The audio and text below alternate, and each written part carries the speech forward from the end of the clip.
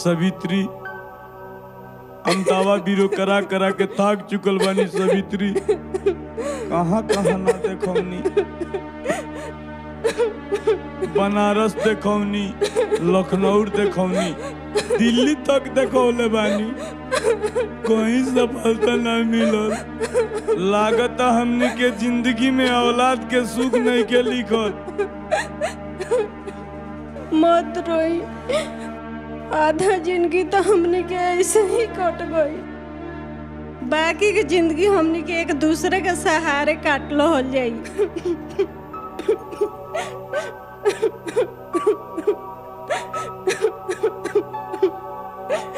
नारायण भैया भाभी रो लोग काहे रोतनी? का बताई भैया,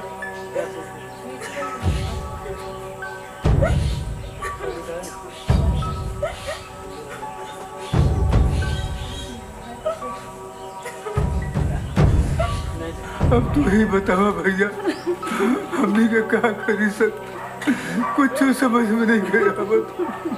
अरे मन दुखी कैला के कोनो जरूरत नहीं। छठ पूजा आवे वाला बा। छठी मैया बहुत बड़ा दानी है। जे भी सच्चा दिल से छठ माई के पूजा कैले बा ओकर मनोकामना पूरा भइल बा। रउरो के मनोकामना छठी माई जरूर पूरा करी।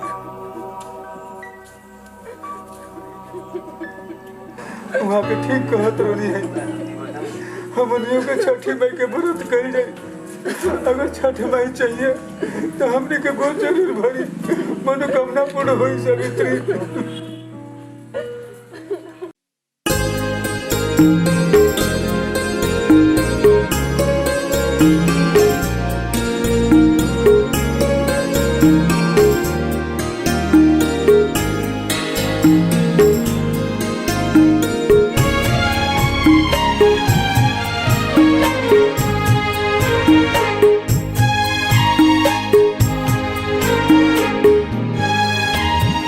ठाड़ बाने देवे के आ रखिया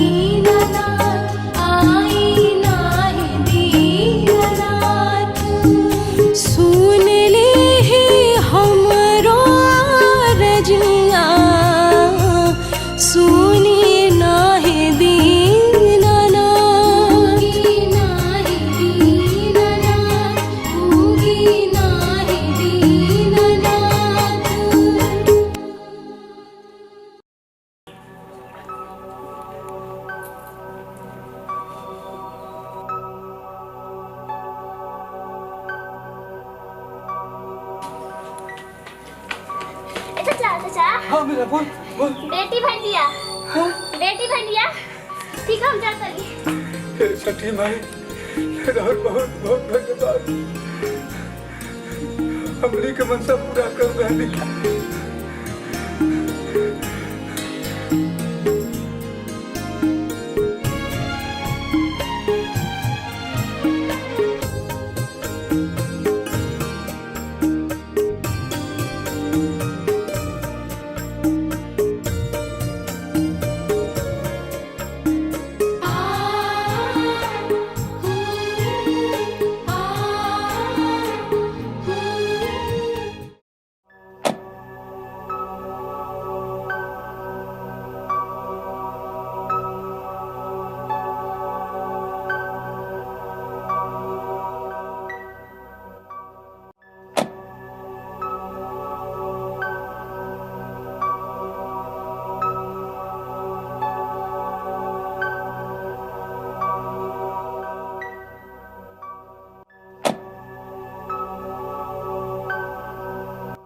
अरे बाबू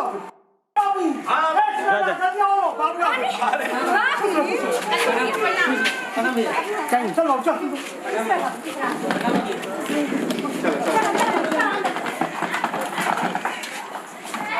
अक्षय कैला सेक्टर में कितना रौनक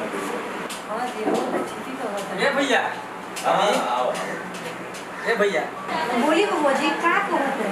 ये भौजी हमारा मन करता है कहीं गांव घूमे जाए इतना दिन के बाद तरवा गांव में आई जाई जाई घूमी आई। ठीक है भौजी भैया गाँव घूमे जाकर ये तो बहुत अच्छा बात है मगर एक बात पे ध्यान रखो गाँव की सब जो लफुआ बाड़क इग्नी से तनी बच के रहिए। अरे भैया रौआ टेंशन मत ले रौरा बात के हम पूरा ध्यान रखें ठीक बजा ठीक है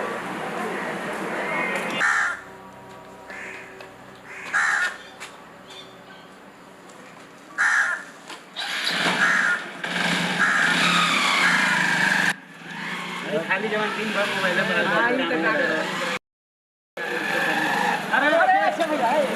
पर भाई काल बा अच्छे ठीक बा ठीक बा। हां कहाँ घुमाई होता है? ए सोचे तनी गांव घूम ले आ यार भतीजो के छठियारा का पार्टी ना हुई। अरे होई ए सुनो ए दुनु जना के बजरिया पहले क्या हो हमनी के चलते हैं आओ बैठा ठीक बा चला कर चल। ठीक बा आओ लोग आओ लोग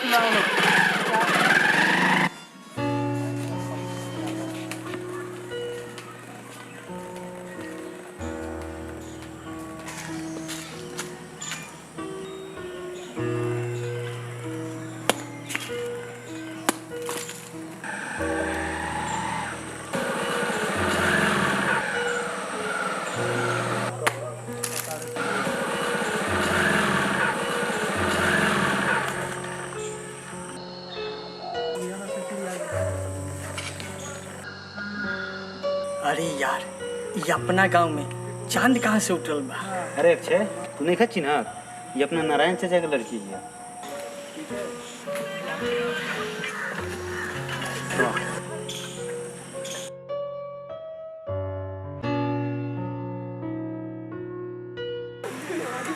अरे ये चलो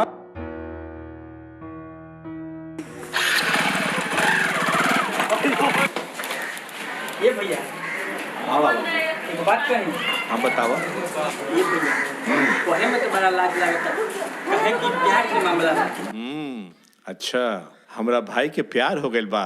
अरे ये तो बड़ा खुशी के बात बा हो। अच्छा ये बतावा वो कौन लड़की है? भैया ए बबुआ जौन अपना भैया से बतिया कहनी हनु हम सब सुन ले बानी। ये गलत बात बा। कम से कम अपने घर के तो इज्जत के ख्याल रखे के चाही। कहा कि भौजी हम दोसर किसी बात करते हैं का जी रउआ तो उनकर बड़ भाई हैं रउआ तनको ना बुझाला। एमे हमार क्या गलती बा? हमरा पर काहे तगर मातरू? रउआ तो उनकर बड़ भाई हैं रउआ ना समझावे के चाही। आए ये प्यार वर के चक्कर में ना पड़े के चाही। हमरो तो एगो छोट बहन बिया उनकरे से हो जाई तो अच्छे बाबू के शादी तो कितना अच्छा रही।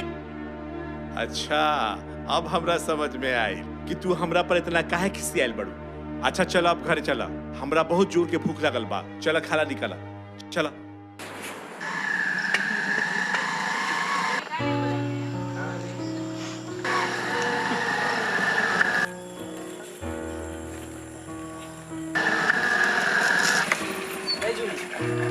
बात बा? एगो तरह से बात कहे करल सर। बोला। का कही, जब से तारा के देखले बानी हमरा कुछ ठीक नहीं खे लागल। रात के नींद, दिन के चैन हमारा उड़ गइल बा। जूही, हमरा तरह से प्यार हो गइल बा। आई लव यू। पूरा तो तारा से पहले ही नजर में प्यार हो गया। अगर तू इजहार ना करता तो हमो ना करते। I love you two.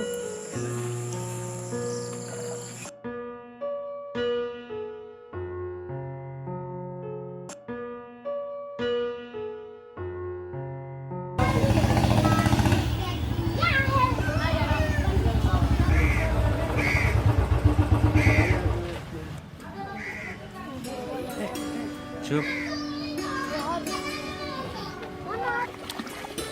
एतवार के चली ओकर बाद से बात करी। बात तो करे नहीं होगी सर। मतलब मछली है का बोल बतियाई ओकर बाद एतवार के वो कॉल ले जाए। कल चले लाना ले जाए।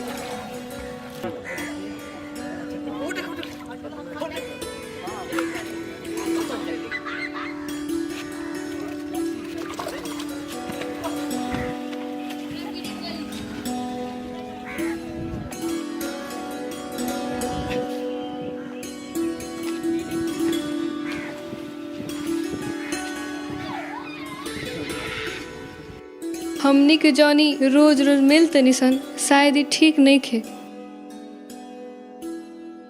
सही काहे नहीं खे? हमनी के एक दूसरे से प्यार करे निसन। आ बहुत जल्द हमनी के दोनों जना शादी भी कर लेल जाए। का ऐसन हो सकता? तू कहाँ इतना अमीर, हम गरीब। ई शादी कैसे हो सकता? काहे ना हो सकेला? प्यार में अमीरी या गरीबी ना देखल जाला। तू टेंशन मत ल, हम आजे अपना घरे जाके बात करें।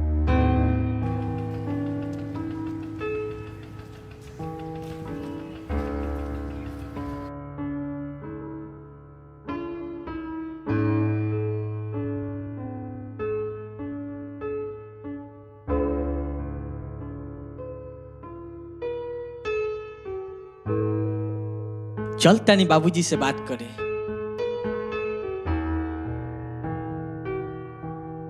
ये बाबूजी उठी ना। अच्छे इतना रात गईल ए जा कोनो जरूरी बात बा का? बताओ बाबू। हाँ बाबूजी, एगो जरूरी बात बा। अरे तो साफ साफ बताओ का बात बा? बाबूजी साफ साफ सुनी, हमारा प्यार हो गइल बा अपना गांव के नारायण चाचा के लड़की से। हम चाहतानी रउआ बिहाने जाके उनका से शादी के बात करी। बेवकूफ, बुझाता ते पागल हो गइल बड़ी। हमरा लगता ते पढ़े ना बल्कि प्यार के ट्रेनिंग करे कर लिया। अरे वो नारायण के हमरा आगे औकात का बा कि ते ओकरा लड़की से प्यार कर बैठली। तोर भलाई यही में बा कि चुपचाप जाके सुजो, ना तो हमरा से पूरा केहू ना हुई। बाबूजी राउर सारा बात हम सुन लेनी, लेकिन एगो हमरो बात रहो सुन ली। अगर हमार शादी जूही से ना भई तो हम जहर खा के मर जाए।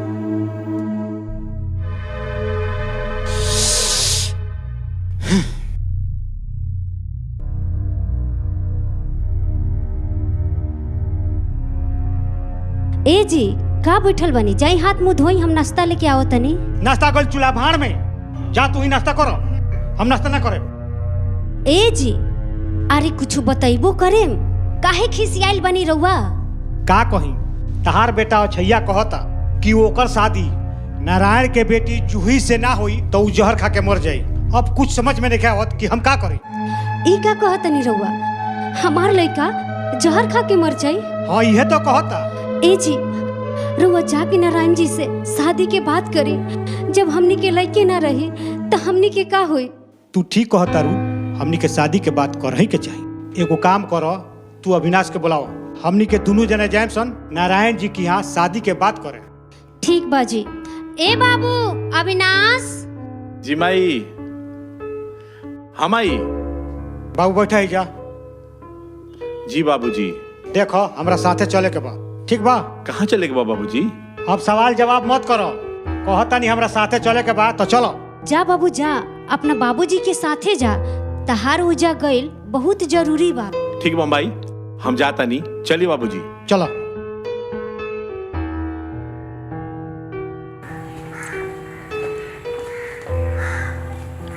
आई चलिए बैठिए।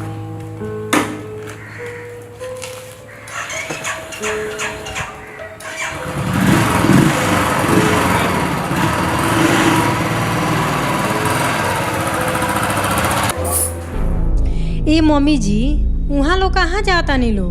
नाश्ता तैयार बा, नाश्ता भी ना कैनी लो। अरे अक्षय के शादी के बात करे जाता नी लो, ना जाम लो तो हमार लड़का जहर खा के मर जाई। ओ काहे जी? ओकर दिमाग खराब हो गइल बा। कहता नारायण जी के बेटी जूही से हमार शादी ना हुई तो जहर खा के मर जाई। ई का कहतनी मम्मी जी? वही गरीब के घरे अपना बेटा का शादी करब? वो से तो बढ़िया रहल हमरा बहन से अच्छे बाबू के शादी हो जाई तो ठीक रहल। बात तो सही कहा तारू दुल्हन, लेकिन अक्षय नारायण जी के बेटी से प्यार करेला, तहरा बहन से ना। अब छोड़ा उस सब बात, चलो नाश्ता उस्ता कर लिहल जाओ। ठीक बा, चली।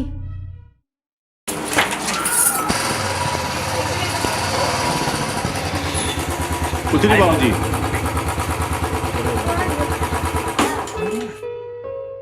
चले के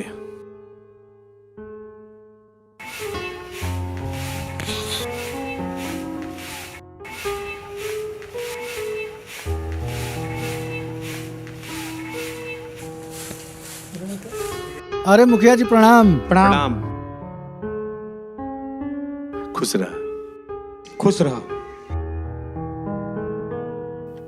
बताई मुखिया जी, ये गरीब के द्वार पर कैसे कैसे आई है? अरे नारायण जी, अब गरीब अमीर के नाम मत ली। काहे से रहुआ अब हमरा बराबरी के होके जा रहल बनी। ई का कह रहल बनी मुखिया जी? बाबूजी एकदम ठीक कह रहल बानी, मगर एगो बात बताई, ई सारा बतिया खड़े खड़े होई कि बैठलो जाई? अरे काहे नहीं, आई आई आई, बैठे बैठे मुखिया जी। आई बाबू, रौरो बैठे। हाँ हाँ। अरे रहुआ काहे खड़ा बनी? रहुआ बैठी है जा। अरे मुखिया जी बैठी। अब बताई मुखिया जी, का बात बा? बात ई बा नारायण जी कि हमार लड़का और लड़की एक दूसरे से प्यार करेले सन। हम चाहतानी कि ओकनी के दोनों के शादी हो जाओ। राउर का विचार बा? ई तो हमरे बेटी के भाग बा कि रौरा खुद ही रिश्ता लेके आयल बनी, लेकिन हम अपना पत्नी से बात करे के चाहता नहीं। ना ना, एकदम ठीक कहता नहीं। चाहे जाई बात करके आई। अच्छा चाहिए।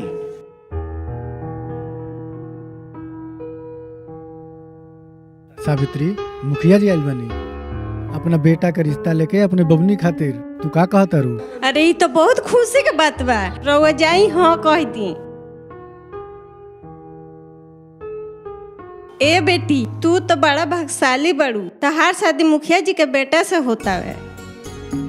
इतना बड़ घर में तार रिश्ता तय होता आ होई काहे ना? तू तो छठी माई से मांगल बेटी हो, तारा ऊपर हमेशा छठी माई की कृपा बन रहेला। ये बताई नारायण जी, ये रिश्ता रहुआ मंजूर बानू? बिल्कुल मंजूर बा मुखिया जी, लेकिन दहेज में हम कुछ ना दे पाए। अरे रउआ दहेज के चिंता छोड़ी, हमनी के दहेज में कुछ होना चाहिए का बाबूजी? हाँ बाबू। हमनी के बस दुल्हन के 2 कपड़ा में विदा कर दे और हमनी के दोनों तरफ के खर्चा भी संभाल लिहल जाई। ठीक बानो बाबूजी? बात सही कहता रे बाबू। रउआ कोनो बात के चिंता कैला के जरूरत नहीं है। पूरा खर्चा हमनी की ओर से हुई। आ देखी, हमनी के जाता सन बहरे बाहर पंडित जी की यहाँ। पंडित जी के यहाँ जाके आ शादी के मुहूर्त निकलवा के रउआ लगे हम फोन करते। राउर बहुत बहुत धन्यवाद मुखिया जी। अरे हाथ काहे जोड़ता नहीं? अब रउआ हमार समझी हो गइल बनी। बस चली। ठीक बा मुखिया। ठीक बा, चलता। ठीक बा, ठीक बा, ठीक बा। खुश रहो।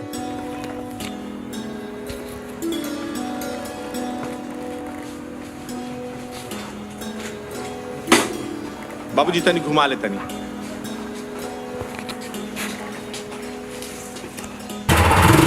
आई बाबूजी बैठो।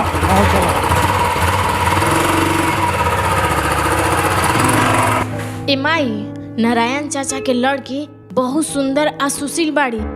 उनकरा से अच्छे भैया के शादी हो जाए तो कितना अच्छा रहे। तहर बाबूजी तो गइल बानी शादी के बात करे, देखो का होता। अरे बाबूजी, भैया तो आ गए लो। हाँ, आइए गई नहीं।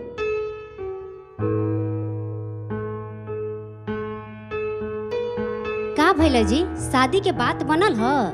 अरे अच्छे, आप बहुरानी के बुलाओ तो। हाँ हाँ, बुलाओ तनी। ए बहू। हाँ मम्मी जी। बाबू अक्षय। हाँ माई। हेने आवलो तो। अरे अब तो बताई का भइल ह? अरे वो नारायण के इतना हिम्मत जे हमार बात ना मनिए। अरे शादी तय हो गइल बा। आप पंडित जी से जाके हम शादी के मुहूर्त भी निकलवा दिले बानी। आ यही 15 तारीख के बाबू के शादी धूमधाम से मंदिर में हुई। खुश बाड़ा नु।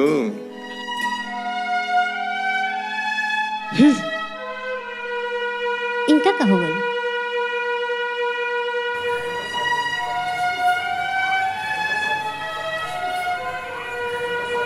ए दुल्हन, तू काहे दुखी बाड़ू? ई तो खुशी के बात बा कि अक्षय के शादी तय हो गई। लेकिन मम्मी जी हमरा तनको खुशी नहीं खे। काहे दुल्हन, काहे खुशी नहीं खे तहरा? काहे कि अक्षय बाबू का शादी अपने बहन से करावे के चाहत रहे, लेकिन रउआ बाबूजी मिल के हमरा सपना पर पानी फेर देनी हलो। लेकिन बहू, अब तो इज्जत के सवाल बा, आ दूसरे में अक्षय के जिद बा। उ जब शादी करी तब जूही से ही करी, एमे हम का कर सकीले? तो ठीक बा, इस शादी से हमरा कोनो मतलब नहीं है। ए बहू, ए बाबू, तहार माई कहाँ बड़ी? ए माई, अरे लेट होता, बाबूजी खिसियाता रे। आ गई नी। हाँ आवा आवा, साँझ कर रही हो। खुश रहो बाबू। प्रणाम। अरे का हो, तारा काल आवे के चाहिए तो आ जाओ तारा। अरे भैया कल एग्जाम रहे ना, वही से कल ना आ पैनी। ई तो सब बहाना बा, तोहरो शादी होई नु, तो यही तो हमनियों के लेट से आएम। अरे ऐसा कोनो बात नहीं है फूफा। अच्छा ठीक बा, तनी अच्छे के जल्दी तैयार करावो। जा जा। ठीक बा भैया, हम बेले हाँ हाँ ठीक बा, देखा देखा देखा। ए बाबू, बुलाओ ना अपना माई के। ए माई, अरे आओ ना रे, बहुत देर होता। अरे आ गई नी। क्या हो? तोहरो उठलाई लगावला के तो कौन ओरे नहीं की? बताओ, मुझे जाके समझी के पटैबू का? अरे बा, रउओ का लइका फइका सबके सामने पूरे बोलत रहे नी। पूरे बोलता नहीं हो। बाबूजी भैया कैसा लगता नहीं? अरे गुड़िया, आज तो तू बहुत सुंदर लगता रू। अरे इंद्र के परी जैसा लगती है। वाह राजू। हाँ भैया। अरे जल्दी आवा है ने। क्या भैया? अरे हो देखा, सब गड़िया वाला इन्हें उन्हें लगेले बड़ा ठीक बा भैया, अभी देखा अरे तनी। उन्हीं के लाइन से लगवाओ। अरे ये बाबू, हाँ। आप बहुरिया दिखाई नहीं की दे, देखबो कहाँ बड़ी वो? हाँ ठीक बा बाबूजी, हम अभी देख के आओ। हाँ देख क्या होता? अरे तू एजनिया बैठल बाड़ू, अब बाहर सब लोग तहाल इंतजार करता। हमरा सब पता बा तू काहे रिसियाइल बाड़ू, मगर अब कुछ नहीं के हो सकत। आज अक्षय के शादी होके वाला बा। एगो काम करा, तू जल्दी से तैयार होके आ जा, सब लोग बाहर इंतजार करता। रउआ जाएगी बात तो रउआ जाए, हम ना जाम शादी में। ई पूर्वक वाला बात काहे करता? ई खाली हमरे भाई के शादी बा कि तोहरो देवर के शादी बा?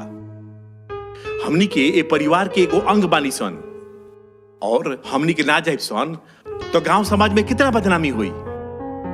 जल्दी करो, तैयार होकर आ जल्दी बाहर आ जा, ना तो बहुत बदनामी हो जाई। ठीक बा, हम शादी में चलेम, लेकिन अच्छी का आशीर्वाद हम ना दें। ठीक बा, मत दिया आशीर्वाद, मगर अब जल्दी तैयार होके बाहर आ जा, सब लोग इंतजार करता। ठीक बा? जाना भैया के देखो, जल्दी लेके आवो। ठीक बा माई, लेके आओ तनी। चाचा कालेट बा 12 बज गइल, ओनु से रात हो जाई। 2 मिनट रुक जा बाबू, अभी आओ तल। बाबू आप बहुरिया कहाँ बड़ी? बस 2 मिनट में आवते बाड़ी। ठीक बा, बुलाओ। हाँ हाँ चल भाई। अरे वाह वाह वाह, बहुत बढ़िया। अरे भाई तू तो एकदम जम रहल बड़ा। वाह, चले के हाँ, चले के चले के कालेट बा, चले के चला, आज बहुत सुंदर लगता है।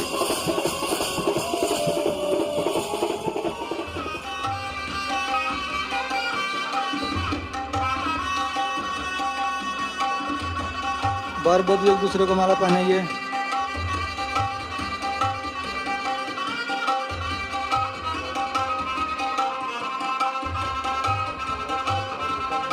हाय ले बाबू।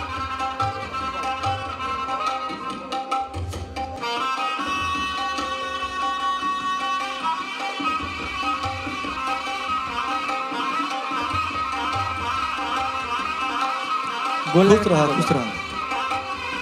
प्रणाम बाबूजी। खुश रहो, खुश रहो, खुश रहो। प्रणाम भाई, प्रणाम बाबूजी। खुश रह। प्रणाम भैया।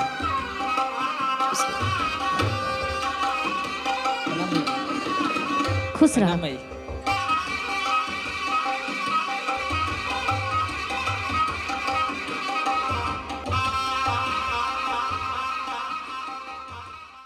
ए बाबू गेटवा खोला ना।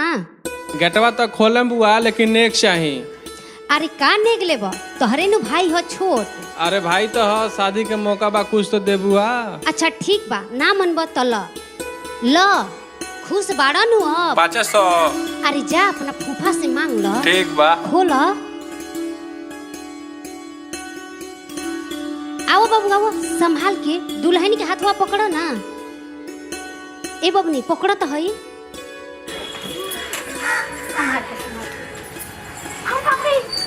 अरे गनमा गाओ। बाबू का हो भइला ससुररिया, बाबू का हो भइला ससुररिया, बाबू का हो भइला ससुररिया, मामा बासिया भात छोटा दहिया। ए बहू तू परीछ ना। बाबू का हो भइला ससुररिया, बाबू का हो भइला ससुररिया, आमा बासिया भात खटा दहिया। चले के चलो चलो हो। अरे आवा लोग खाना खा के जइहा लोग। चले के चला।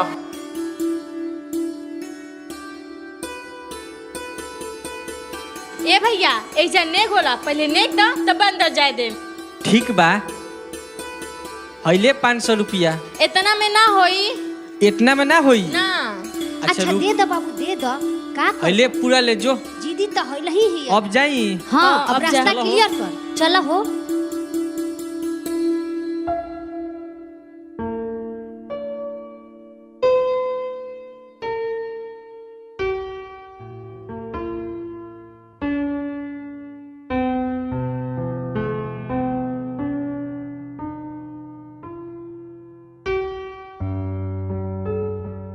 तू हमरा से लजात काहे बारू?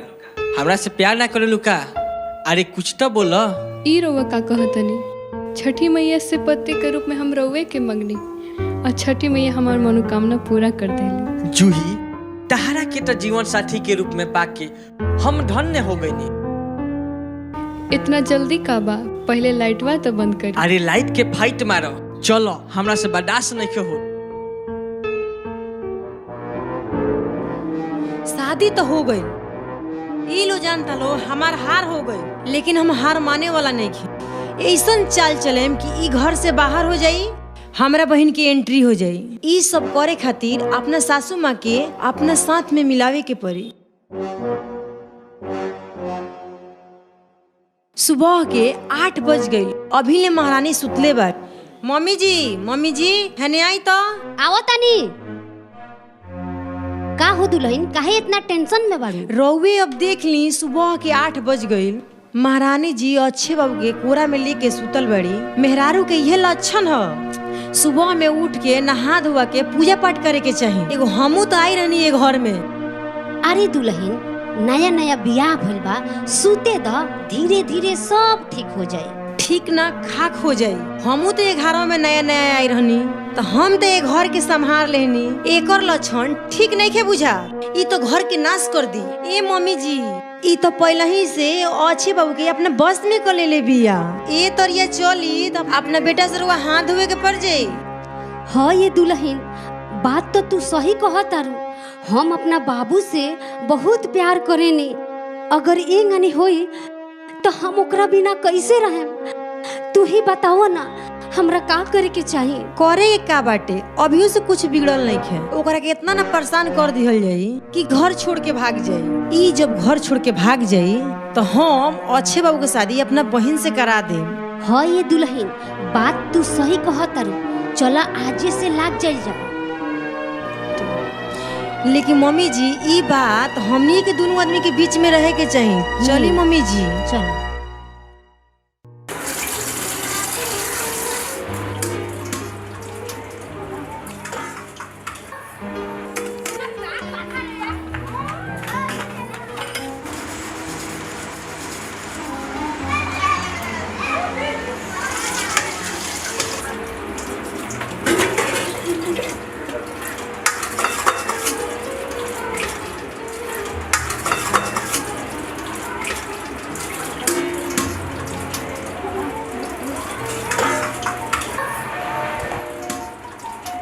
ए बहू। हाँ मम्मी जी।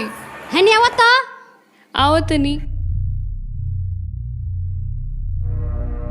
दिन भर बर्तने धुआई आ कपड़वा तहर बाप धोयन। मम्मी जी रउआ जौन बोले मुंह हम कर दे, लेकिन हमरा बाबूजी के उल्टा सीधा मत बोली। ढेर अपन जबान मत चलाओ, जितना कहो तनी उतने कर। दो है पकड़ है कपड़ा खींच। ए मम्मी भाभी बर्तन धोते हैं तो धोए दा हम कपड़ा धो देता नहीं दा भाभी। रे हट दे, अपना पढ़ाई लिखाई पर ध्यान दे। घर में के एगो काम तोरा नहीं करे के। चल पढ़े चल, चला हो चल।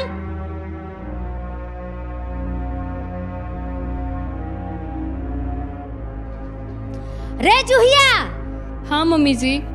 देख हमनी के जाता निसन बाजार आ हमनी के आवे से पहिले सब घर में झाड़ू पोछा हो जाए के चाहिए। एगो काम बाकी ना रहे के चाहिए, समझ ले? ठीक बा मम्मी जी, हम कल। चला दुल्हन। ठीक बा चली।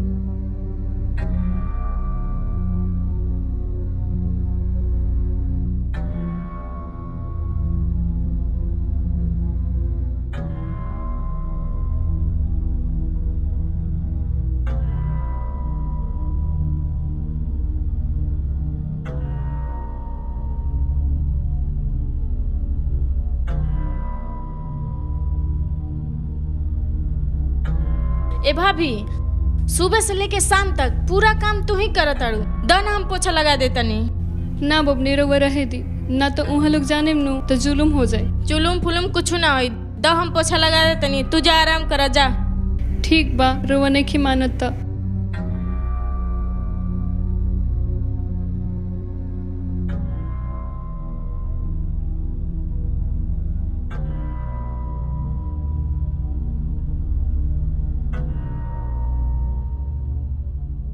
चला जल्दी चला। ए मम्मी जी का सुनी हो? ना, पार्सवा तो घर ही में छूट गए। आही बाप, जा जल्दी लेके आवो जा। रुकी लेके आवत। हाँ जा।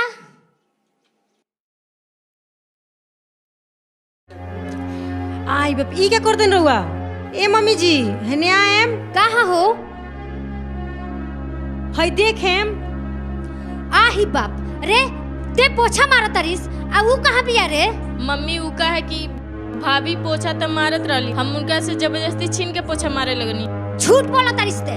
अबे हम बोला के पूछा तनी रे, कहाँ बारिश रे? तोरा नहीं सुना?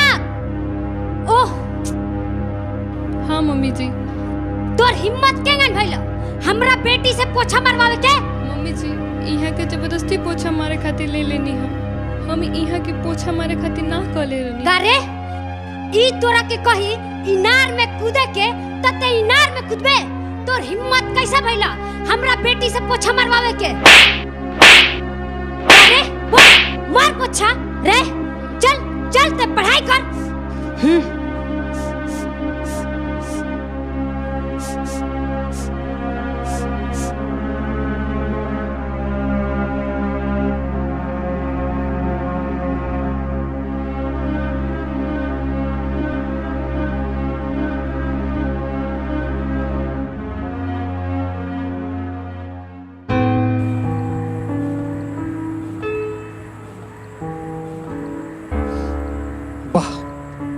ऐसा स्वादिष्ट चाय बहुरिया बनावेली, पीला के बाद मिजाज एकदम खुश हो जाला। खुश ना खाक हो जा। अरे का सोचा तारू हो? ना ना कुछ ना, चाय पी। बाबूजी ये बाबूजी का बाबू? जामना कंपनी में हम नौकरी खातिर फार्म भरले रहनिया, वहां से ज्वाइनिंग लेटर आ गेल बा। ज्वाइनिंग लेटर आ गई? हाँ। देखो तो हो, बहुरिया के पाँव अपना घर में परत ना कहो, आ बाबू के ज्वाइन लेटर आइल ना कहो। लेकिन बाबूजी हाँ कल हमरा जाए पड़ी दिल्ली। दिल्ली? हाँ ठीक बाबू तू जाइए, कोनो बात नहीं के। ठीक बाबूजी हम जाते कपड़ा पैक कर। हाँ जा जा जा तैयारी कर लो। देखो तो कितना लक्ष्मी बाड़ी बहू, जब से आइल बाड़ी हर तरह से तरक्की होते जा रहल बा। हाँ जी।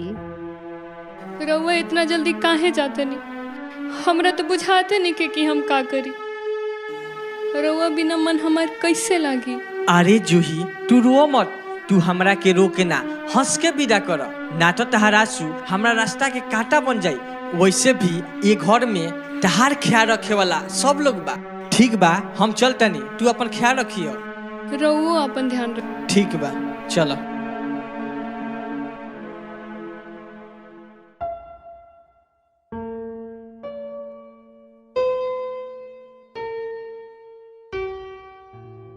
ए बाबूजी, अब भैया कहाँ रह गलन हो? अरे वो गोपाल हो गइलन, इतना देर लगा देले, का जाने का करता रे। ठीक बा बाबूजी, हम चल। ठीक बा, जा। भैया के प्रणाम कह। ठीक बा, खुश रह। प्रणाम बाबूजी। खुश रह बाबू।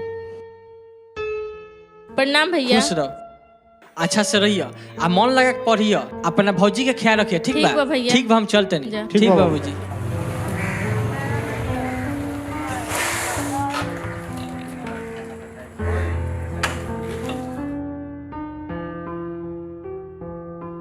अरे राहुल बाबू आ गए।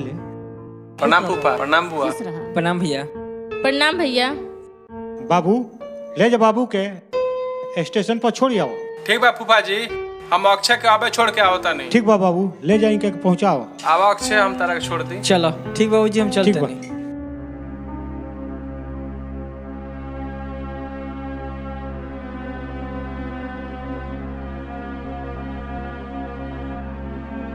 अरे चला भाई, तारा बाय के चक्कर में ट्रेन छूट जाई।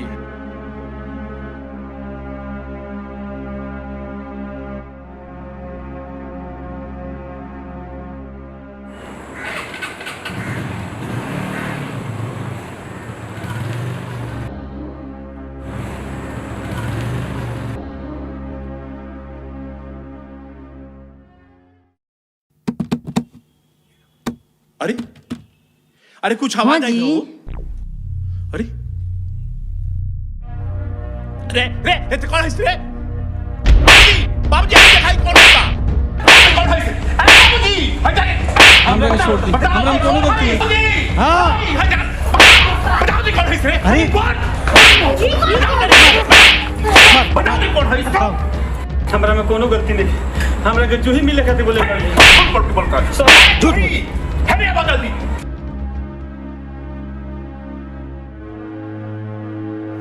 का भइल बा भैया जी? ए जूही, है क्या बोलता हो? तू एकरा के फोन करके मिले खातिर बोलले बाड़ू? ना भैया जी, हम तो इनका के जानते ही नहीं कि के हूँ। देखा भैया, ये झूठ बोलता रही, हम इनका से बचपन से मिलते आ रहल बनी। अच्छा, ये हमरा के फोन करके बोले लिया, आज पकड़ा गेलू तो झूठ बोलता रू। हमरा के माफ कर दिलो, हम सच बोलता नहीं, कसम कह कहता नहीं, ये झूठ बोलता रही, हम सच कहता नहीं, हमार विश्वास कर लोगी। फिर झूठ।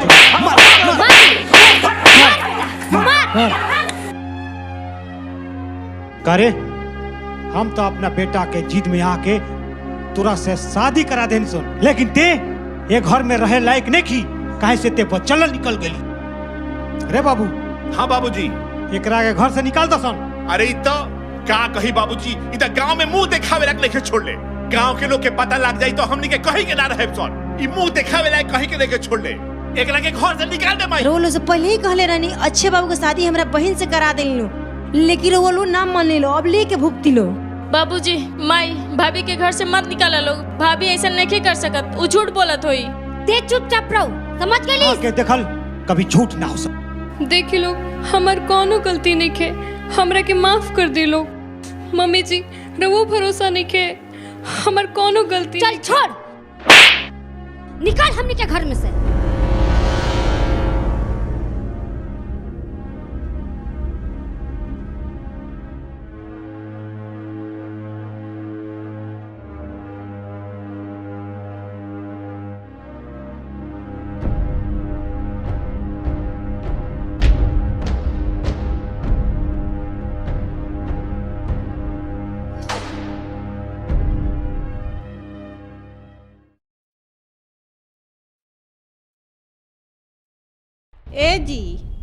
ए जी उठी ना, हमर जीव बड़ा घबराता, नींद नहीं खियावत हमरा। अरे सावित्री, कोनो बुरा सपना देखले खूब सुता सुता। हमरा बबनी के बड़ा याद आवता। हाँ हाँ ठीक ठीक करो सुता कल देखल सुत।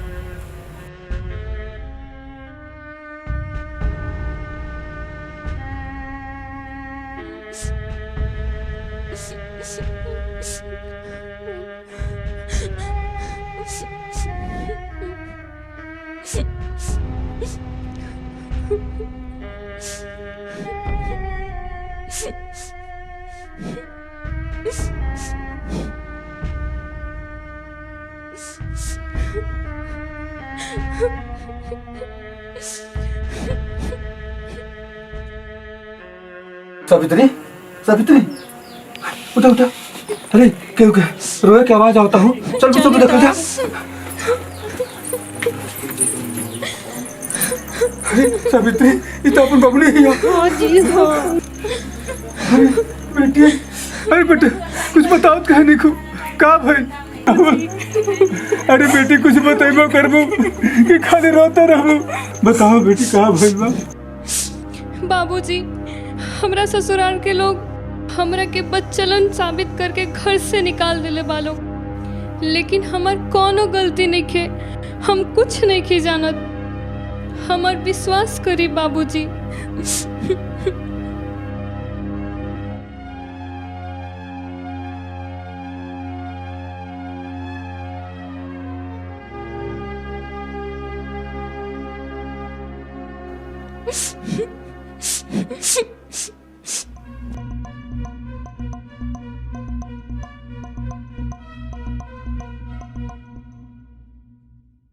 हेलो। हाँ बाबूजी। अच्छा है। हाँ तू काल के काल गाड़ी पकड़ लो आ चले आवे जा। अरे का भइल बा? अरे आओ तो तरह के बताओ तनी। ठीक बाबूजी। हाँ ठीक बा। बोली बाबूजी कौन ऐसा बात बा कि रोवा लो हमरा के एक बार फोन करके बुला लेनी लो। अरे कुछ तो बताई लो। अरे जूही कहाँ बाड़ी? अरे बाबू तारा जीत के चलते वो लड़की से तार शादी करा देने, लेकिन वो बदचलन बिया। ई के कहते बाबूजी? बाबूजी ठीक कहा तारे अक्षय, हमरो विश्वास ना होइत, मगर हम ओकरा के एगो गैर मर्द के साथे रंगे हाथों पकड़ ले बानी। ना भैया ना, ऐसा ना हो सकेला। हमार जूही केहू और के साथे ही ना हो सकेला भैया, ही ना हो सकेला। हो सकेला ना हो गइल बा। का तहरा अपना बाप पर माई पर भाई पर विश्वास नहीं खे? रे बाबू पूरा घर के लोग जब कहता तो तोरा समझ लेवे के चाहिए कि वो बदचलन बिया। अरे हमनी के तहार दुश्मन थोड़े बानी सन, मगर सब लोग ओकरा के देखले बा दूसरा मर्द के साथे। भैया हमरा विश्वास तो नहीं के हो, लेकिन जब सब लोग कहता तो हो भी सकेला भैया, हो भी सकेला। भैया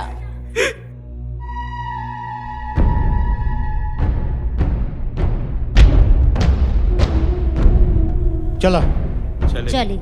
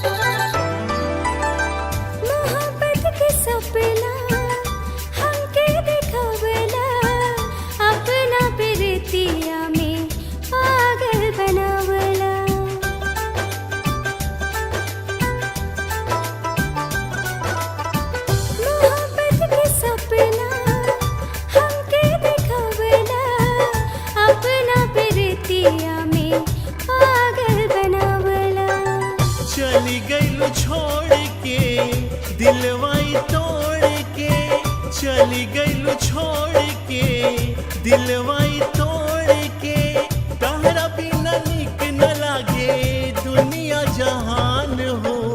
ए राजा फोटो देखी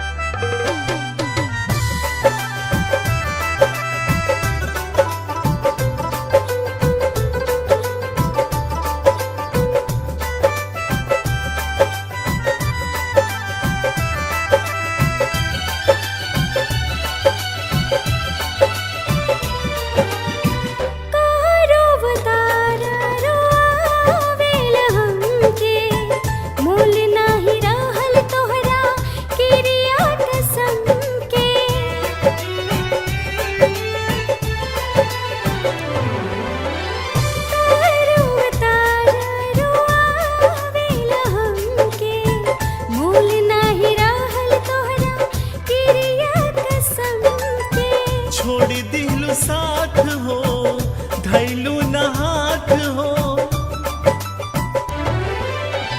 छोड़ दिलू साथ हो धैलू न हाथ हो गुजरल बदुखवा कितना करी हम बखान हो ए राजा फोटो देखी देख रोज होला बिहान हो फोटो देखी देखी रोज होला बिहान हो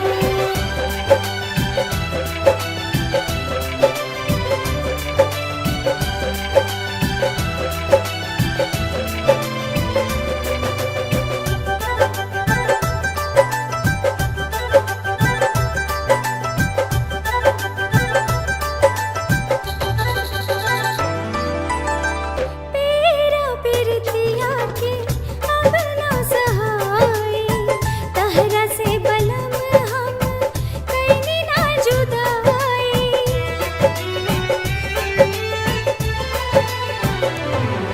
तेरा पिरतिया के अब ना सहाय तहरा से बलम हम कहीं ना जुदाई जननी तो के खास हो रहलू न पास हो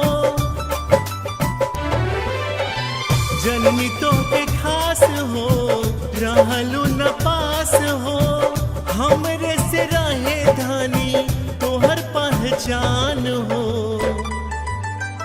ए राजा फोटो देखी देख रोज होला बिहान हो फोटो देखी देखी रोज होला बिहान हो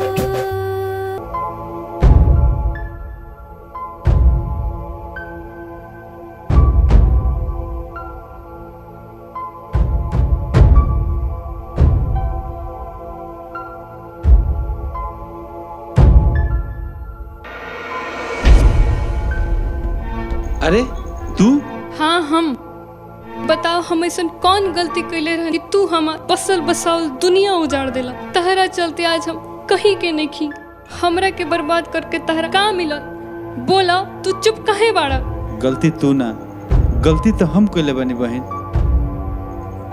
पैसा के लालच में आके हमू काम कर दनी जोन हमरा ना करे के चाहिए तहरा के बर्बाद करे में सिर्फ हमरा हाथ नहीं के एमे तार सास और जेठानी के भी हाथ बा हमार सास और जेठानी ऐसा कबो नहीं के कर सकत लो तू फिर से झूठ बोलता रह हम झूठ नहीं बोलत तू हमार यकीन कर अरे झूठ के तो सजा हमरा मिल चुकल बा एक दिन के बात हो कि तार सास आ जेठानी हमरा लगे आई रहे लो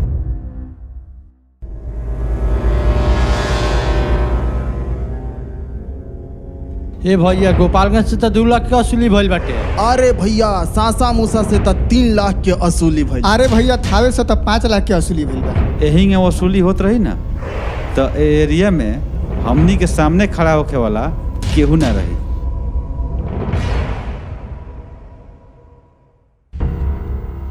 लागत है तारा लोग गलत जगह पे आइल बा लोग। ई कोनो ब्यूटी पार्लर ना है, ई रॉकी का अड्डा है। हमनियों के पता बा कि ई रॉकी के अड्डा ह यही से आइल बनी सन। इहो पता होई कि एजा इंसान कम अब पैसा ज्यादा बोलेला। है लो पैसा पैसा जौन तू चाह काम जौन हमनी के चाही सन। काम बताओ लोग का बा।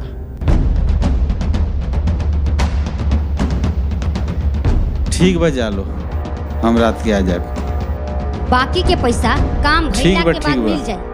काम करी ले तो पैसा लेवे के हाल भी जानी ले।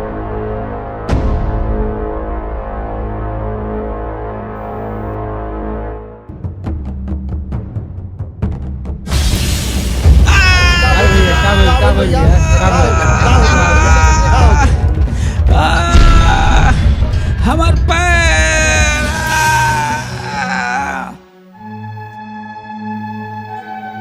लेकिन बहन तू चिंता मत कर, हमारा वजह से तहार घर बर्बाद भइल बा। तहार घर हम ही बसाएब। एक बार हमरा के प्रस्ताव करे के मौका दे बहन, चाहे एकरा खातिर हमार जान कहे न चल जाओ। एक बार प्रस्ताव करे के मौका दे बहन, एक बार मौका दे।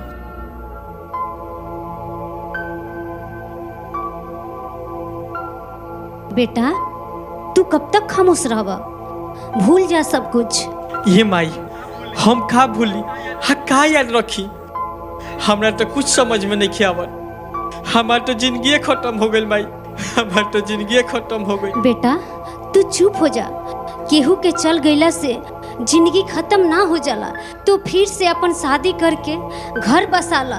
पूरा परिवार तारा साथे बा। ना माई ना, अब हम शादी ना करे। हम ये फैसला कर चुकल बनी माई। वो कौन माई होके जोन अपना बेटा के घुट घुट के जियल देखी। जिद छोड़ दे बेटा, तू शादी कर ला। ना माई, अब हम शादी ना करें। बाबू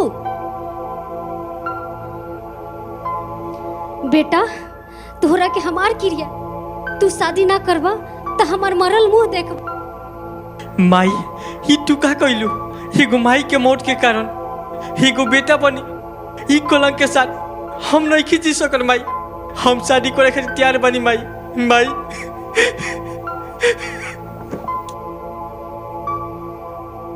बहू हमने के तो चाल कामयाब हो गई आ रास्ता के कांटा भी दूर हो गई। अब बाबू की शादी तारा बहन से हो जाई। खुश बाड़ू नू? हाँ मम्मी जी, हम बहुत खुश बनी। अब हमरा आत्मा के शांति मिलल बा। तो ठीक बा बहू, अबे तारा बाबूजी से बात करके काल्हे पंडित जी के बुला के बबुआ के शादी के दिन तारीख तय करवा देतन। ठीक बा मम्मी जी।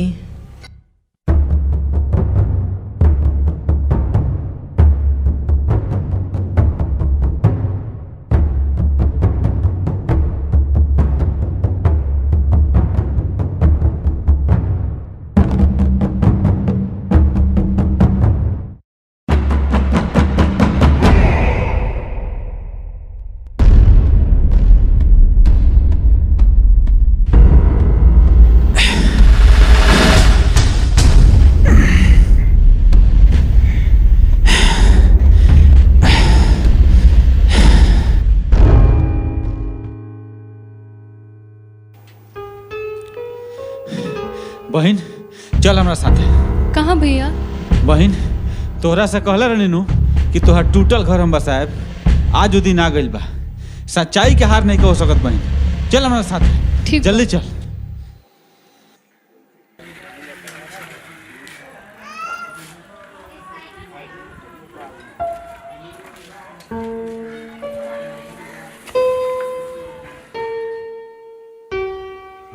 रे बाबू। हाँ बाबूजी।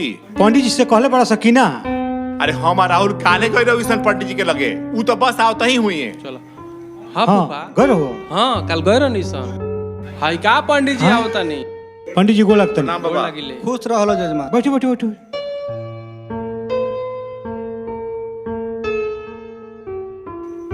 पंडित जी बाबू के शादी खातिर तनी अच्छा लगन देखी तो। ठीक बा जजमान, हम अबे बहुत बढ़िया लगन बताओ तो।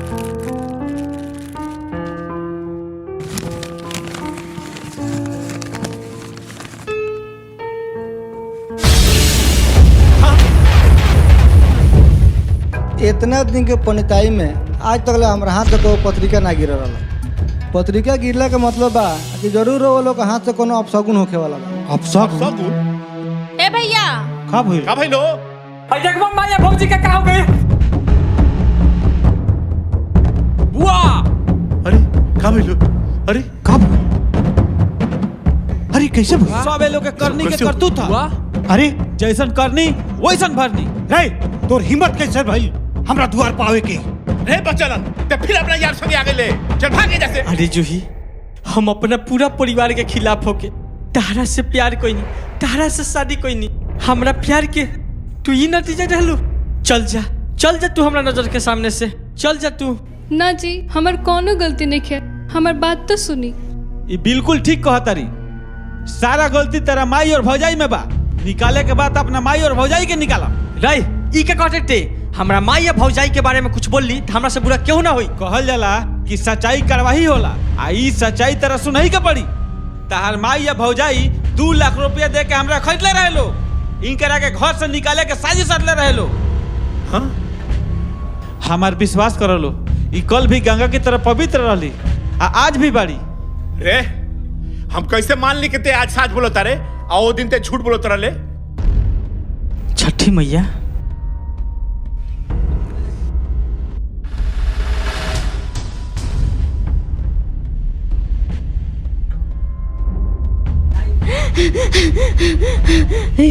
ठीक कहा तारे सारा गलती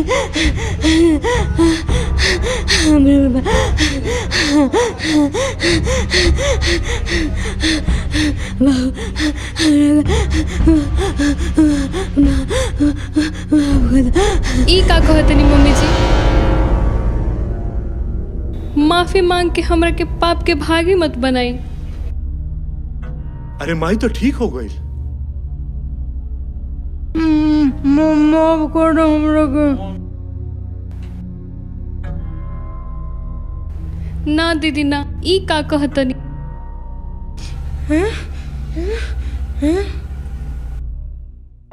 हम तो सब केहू से कहत रहली कि भाभी गंगा जैसन पवित्र बाड़ी, लेकिन हमरा बात पे तू लोग भरोसा ना करिया लोग। तू हमरा के माफ कर दे जूही, तू हमरा के माफ कर दे। ना जीरवा ऐसन मत बोली। मुखिया जी हम ठीक हो गए नी, हम बिल्कुल ठीक हो गए नी मुखिया जी, हम बिल्कुल ठीक हो गए नी। जय छठी मैया। जय छठी रउआ मैया। कृपा से आज हमारा सारा परिवार एक हो गई। जय हो, जय हो। अरे तरीको पर हमरो बियाह करा दो। पूर्वा पूर्वा खाओ हमरा बड़का बाबू बानू ओकर मोट एगो साड़ी बिया ओही से तो शादी हो गई। ए पंडित जी 15 तारीख के लगन बानू। हां जी, ओदिन तो शुभ मुहूर्त बोले बा। तो मंदिर में चट मंगन या पट बिया बाबू करा दे जाई। लड़की बन जाई।